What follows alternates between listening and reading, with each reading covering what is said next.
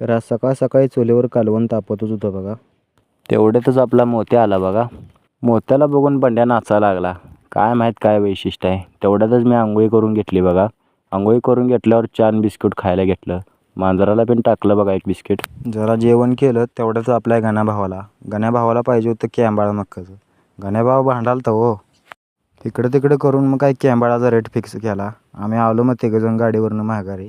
घरी आल्यावर जरा शर्टासनी पाणी धावलं. तेवढ्यातच बघितलं आपला मुंबईचा मित्र आलता. मग काय जरा आपल्या गौरीकडे पण जरा बघून मी शर्टाला गेलो. तिथं पण आपला फॉलोवर गाठ पडला हो. फॉलोवरला भेटून मग मी निघालो गाडीची चावी घेऊन आईला न्यायला. आई कामाला गेलती वर रानात, मग त्यांना आणायला जायला लागते. मोटरसायकल घेऊन निघालो. एकदाच पुचलो बघा. आपल्या बापूची गाडी वाईस बघितली. मग लगे आईला बसवून निघालो बघा. घरी आल्यावर मग लगे शर्टाकडनं गेलो. शर्टांना घेऊन मग कोकरांना बी सोडलं. मग काय मग लगे कोंबड्याच्या पिल्लांना सोडून मी निघालो दूध आणायला.